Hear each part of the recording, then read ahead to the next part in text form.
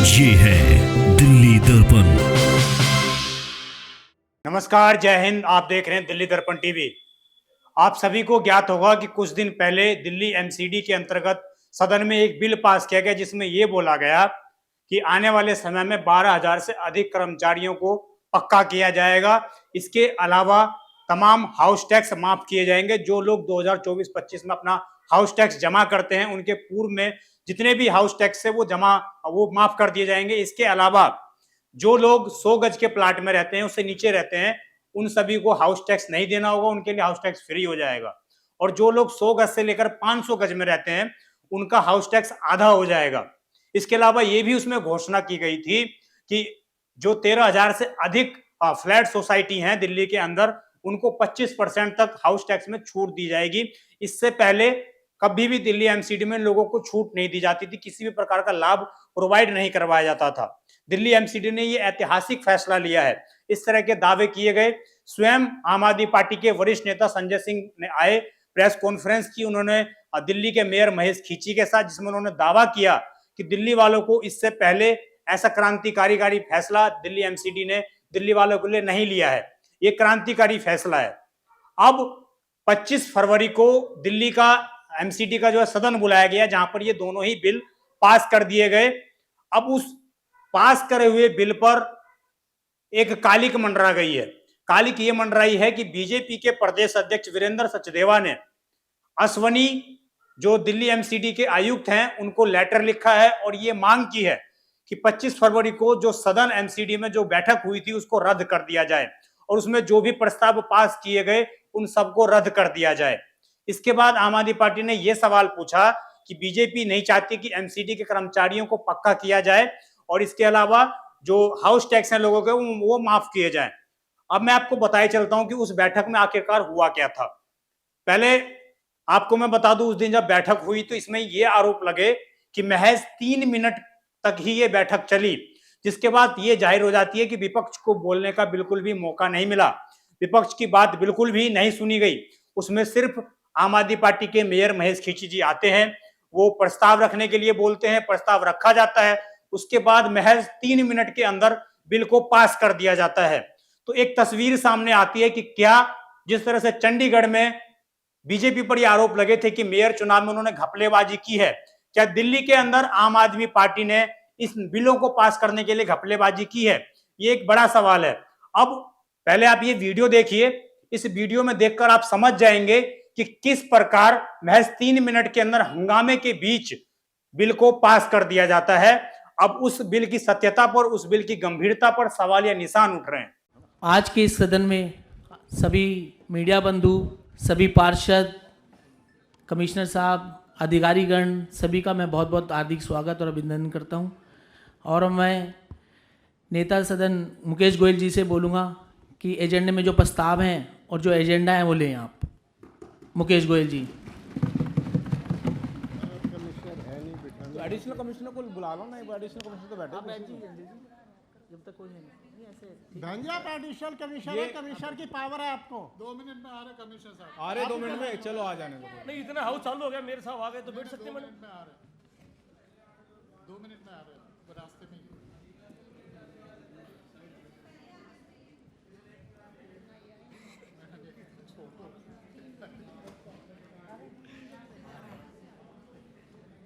नहीं, अगर कमिश्नर साहब नहीं होते तो एडिशनल से बैठते, पहले बैठते थे। नहीं शिवाजी, देखिए क्या है कि जब कमिश्नर साहब नहीं है तो एडिशनल कमिश्नर मैडम आई तो ही, इनको बैठा दो ना कुर्सी पे। इनको क्या आपत्ति है बैठने में?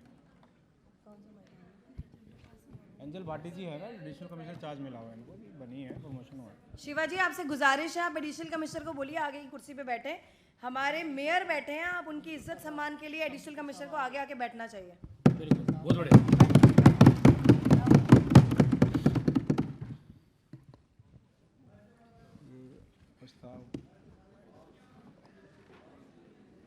अस्थायी कर्मचारी वाले को पहले ले लो, बोल सर। अस्थायी कर्मचारी वाला पहले ले लो।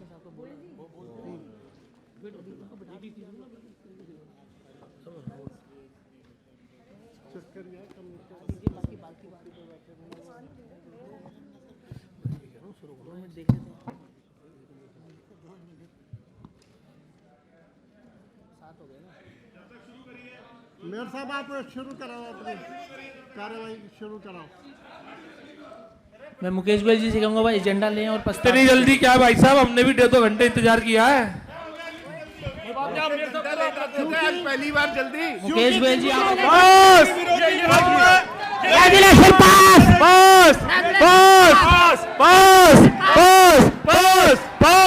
आप ये गुंडागर्दी कर दिया उन्होंने, कर दिया उन्होंने जो करना चाहिए हो गया।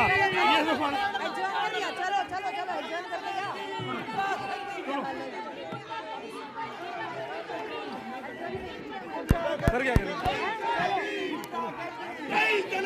आपने देखा किस प्रकार इस वीडियो में साफ तौर से देखा जा सकता है कि महेश खींची जो है वो महेंद्र गोयल जो वहां के सदन के नेता थे उनको बोलते हैं कि आप बिल प्रस्तुत कीजिए, आप प्रस्ताव प्रस्तुत कीजिए।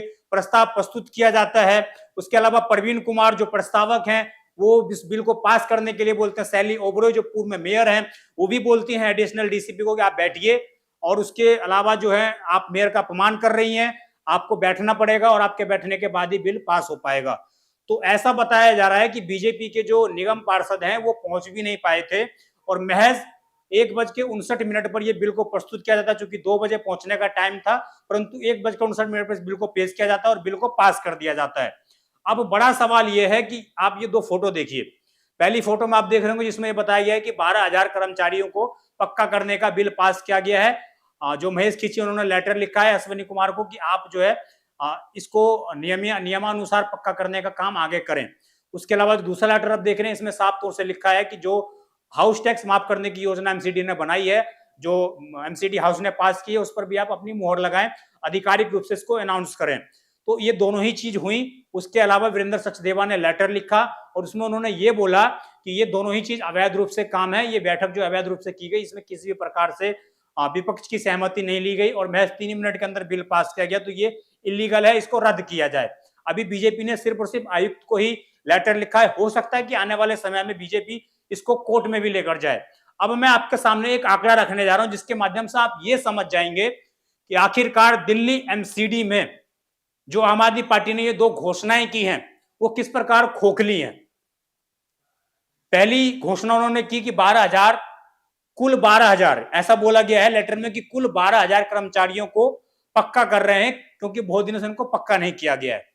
अब इसमें एक बड़ा खुलासा यह है कि दिल्ली एमसीडी में कुल मिलाकर 35,000 ऐसे कर्मचारी हैं जो अनऑफिशियल तरीके से काम करते हैं, यानी कि वो पक्के नहीं है। कुल 35,000 ऐसे कर्मचारियों की संख्या है, परंतु महज 12,000 को कुल बताकर उनको पक्का करने की पहली बात ये झूठी है। दूसरी बात इस पक्के कर्मचारी में यह आया, अभी हमने एक एमसीडी के यूनियन से बात की, एक यूनियन के मेंबर से बात की, उन्होंने हमें बताया कि दिल्ली एमसीडी ने बहुत पहले जब आम आदमी पार्टी की सरकार थी तो अरविंद केजरीवाल ने स्वयं ये घोषणाएं की थी कि लोगों को दिवाली से पहले, सफाई कर्मचारियों को दिवाली से पहले उनके एरियर अध्यार्थ बोनस दे दिए जाएंगे। परंतु जानकारी के मुताबिक दिल्ली एमसीडी के 12 जोनों में से एक भी जोन में अभी तक एरियर उपलब्ध नहीं कराए गए हैं, अभी तक कर्मचारियों को पूर्ण रूप से बोनस नहीं दिए गए हैं। यहां तक कि रोहिणी में आने वाले समय में कुछ कर्मचारी जो हैं इसके बारे में विरोध भी करने वाले हैं और ये आरोप लगाने वाले हैं कि ये जो है सिर्फ ढकोसलेबाजी चल रही है, सिर्फ बयानबाजी चल रही है, होने वाला कुछ नहीं है। अब जो दूसरी बात हाउस टैक्स की बात की, हाउस टैक्स माफ करने की बात की, तो उसको लेकर एमसीडी के आयुक्त उन्होंने पहले ही जब एमसीडी का बजट पेश हुआ था उसमें उन्होंने ये खुलासा किया था कि एमसीडी पहले ही लाखों करोड़ों रुपए के नुकसान में है, एमसीडी के पास पहले ही बजट की कमी है। तो आखिरकार एमसीडी इस हाउस टैक्स का जो नियम आ रहा है, हाउस टैक्स माफ करने की जो बात हो रही है, आखिरकार वो योजना लागू कैसे होगी जब एमसीडी के पास बजट ही नहीं है। तो इन तमाम चीजों को देखते हुए बड़ा सवाल ये खड़ा होता है कि क्या ठीक दिल्ली मेयर चुनाव से पहले आम आदमी पार्टी निगम पार्षदों को साधने का प्रयास कर रही है, दिल्ली की जनता को मूर्ख बनाने का काम कर रही है? क्या आने वाले 2 साल में जो दिल्ली के इलेक्शन होंगे उसमें फिर से आम आदमी पार्टी एक फ्री की राजनीति एमसीडी के अंदर अब शुरू करने वाली है? ये बड़े सवाल है और मैं समझता हूं इन्हीं सवालों के कारण शायद अब इन फैसलों पर साया मंडरा रहा है। ये अनुमान लगाया जा रहा है कि ये फैसले पास नहीं होंगे, क्योंकि पहले मैंने बता दिया आपको एमसीडी के पास बजट नहीं है। दूसरी बात ये कि अभी तक लोगों को एरियर भी नहीं दिए गए हैं, तो कर्मचारियों को पक्का करने का खर्च एमसीडी कहां से उठाएगी? अगर उनको पक्का करती है तो उनको उनकी सैलरी भी इंक्रीमेंट करनी पड़ेगी, उनके तमाम जो भत्ते होते हैं उनको भी बढ़ाना पड़ेगा।